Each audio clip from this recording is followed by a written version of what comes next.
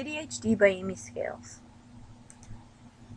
What is ADHD? The clinical history of the behavior syndrome underlying the ADHD diagnosis can be tracked back over 200 years in the medical literature, so ADHD is not something new. ADHD is the most prevalent of childhood behavioral disorders. Internationally, prevalence rates of ADHD vary between 3 and 6% of school-aged children. Males outnumber females by a ratio of 3 to 1. ADHD is often co-occurring with a wide range of other learning, emotional, and behavior disorders. It's estimated that children with ADHD have about an 80% chance of having a co-occurring disorder. According to the American Psychiatric Association, APA, there are 3 main subtypes of ADHD: the hyperactive impulsive subtype, the inattentive subtype, the combined hyperactive impulsive inattentive subtype. The APA has specific criteria for an ADHD diagnosis. They require the presence of symptoms before the age of 7 and the severity of the symptoms to affect a child's social and academic functioning. Some symptoms of ADHD include being easily distracted, having difficulty focusing, having trouble sitting. Children with ADHD may be impulsive. What causes ADHD? The precise cause of ADHD remains elusive. Some believe it's caused by a dysfunctional response inhibition system or a failure of the inhibitory system in the brain to become activated. Others believe it may have a genetic component because ADHD is more common in children who have a biological relative with ADHD. However, it's hard to control for factors which family members often share and which may influence the development of ADHD-like behavior. It's important to mention that genes do not predict behavior but may influence predisposition to some behavior outcomes. How is ADHD assessed? While the most effective way to assess and help children with ADHD is when agencies work in partnership. The consensus is that partnerships between agencies should be based on early identification, focused intervention, continual engagement with the child and parent, flexible child-centered approach to service delivery, and a high-quality holistic support focused on the needs of the child. Teachers play an important role in the identification of ADHD. Research shows that parents consulted their child's teacher at least half the time before approaching the general practitioner. Teachers were seen as a source of advice and reassurance about mental health issues and in some cases actually alert parents to a child's difficulties. A comparison of ADHD knowledge showed that knowledge was greater among teachers than general practitioners. Actually, a general practitioner's non-recognition of students' difficulties was one of the main barriers to a child with ADHD accessing specialist care. These findings strongly support the development of referral pathways for children suspected of having ADHD that involve teachers in the screening process. Teachers have a comparative group of children of the same age with similar backgrounds and will have been exposed to a large number of children throughout their careers, both with and without difficulties. Therefore, they should be able to recognize children who present behaviors that are outside those normally expected for their age group. Teachers can also provide information to psychiatrists or pediatricians about a child's behavior, relationships, attitudes towards learning, motor skills, speech and language skills, any specific learning disabilities, as well as information on any additional supports that are currently being given to the student to help with difficulties. They can also be a key partner in providing objective feedback on the effects of stimulant medication when provided as treatment for ADHD. Because ADHD is more likely to be identified as a disability under Section 504 of the Rehabilitation Act, general education teachers are less likely to receive additional support even though students with ADHD require accommodations to be successful.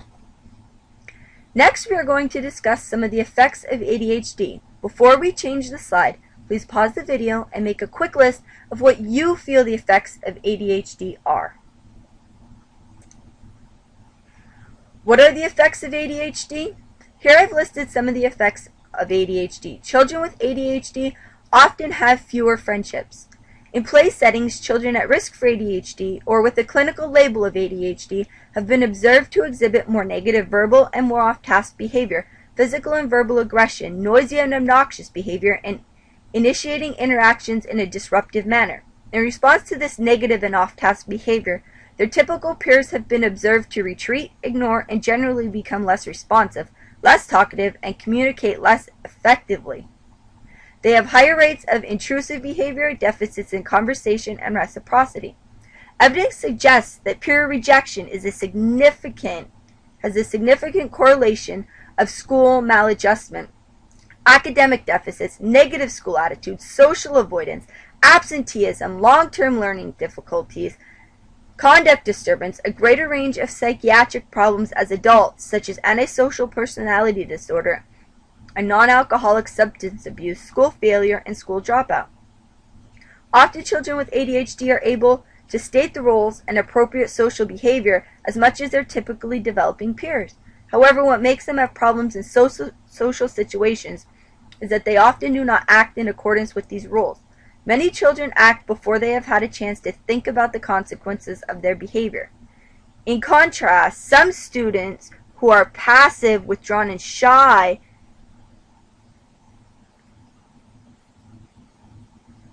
are neglected by their peers as opposed to rejected. Children with inattentive ADHD may compensate for their poor social skills or social understanding by engaging in more solitary play or parallel play. Children with ADHD often perform at lower levels academically. Researchers estimate that at least half of the students with ADHD have comorbid problems with aggression. They often have reading difficulties, written expression weaknesses, processing difficulties, difficulties attending to relative information, incomplete work. They lack appropriate instruction materials often. They often lose control emotionally. Children who are able to stay calm in emotionally arousing situations seem to choose competent and peer-oriented solutions, whereas children who become overstimulated or who deal unconstructively with emotions are likely to behave aggressively. They're likely to withdraw and disrupt play. They often lack social maturity and misinterpret social cues. They can have an inability to focus on oral information and have difficulty keeping up with the general pace of instruction. They often fidget and struggle to remain seated or wait for turns. Because of these effects, they may have low self-esteem. It's important to mention that the symptoms of ADHD are affected by various situational factors, such as the degree of environmental demands involving inhibition, fatigue, the novelty of the task and the stimulation of the task, adult supervision, and the repetition of instructions. Teaching students with ADHD. Looking at ADHD as a specific cognitive style could be helpful for educators. If we look at ADHD as a cognitive style that is not well adapted to modern life in the industrial world, we may better be able to adjust our teaching to benefit our students. The behavior patterns seen in ADHD are problematic in environments where high value is placed on observance of rules, predictable behavior, and the ability to do sedentary tasks in group situations. In teaching students with ADHD, and really any group of students, it may be helpful to use the Universal Design for Learning model. For those of you unfamiliar with UDL, I've added the link to an Iris Center module on UDL at the bottom of the page. Higher levels of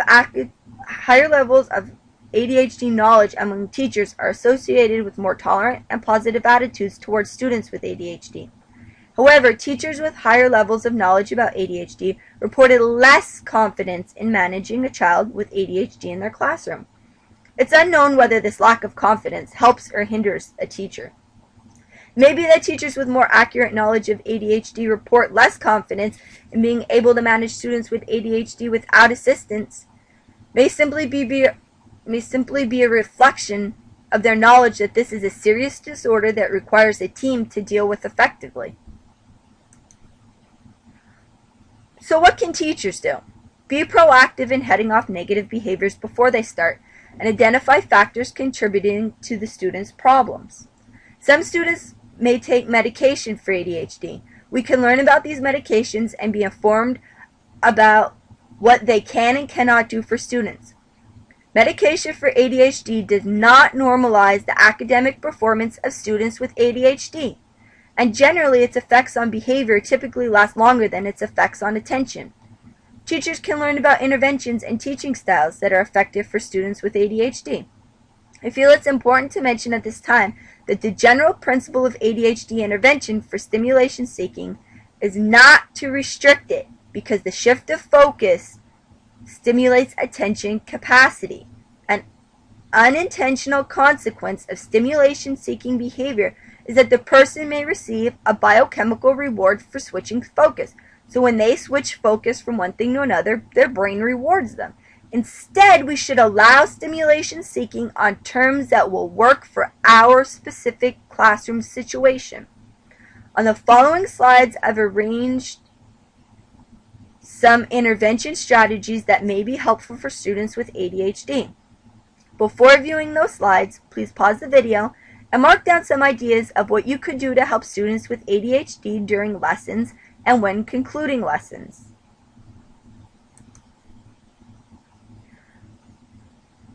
So when we're conducting lessons, we can be predictable. Many students with ADHD don't handle change well. They like to know what's happening next. Otherwise, that's all they're going to focus on is, what are we going to do next? We can use multisensory activities. We can support their participation by giving them a warning that we're going to call on them. We could check that they're performing their work correctly. We can ask probing questions.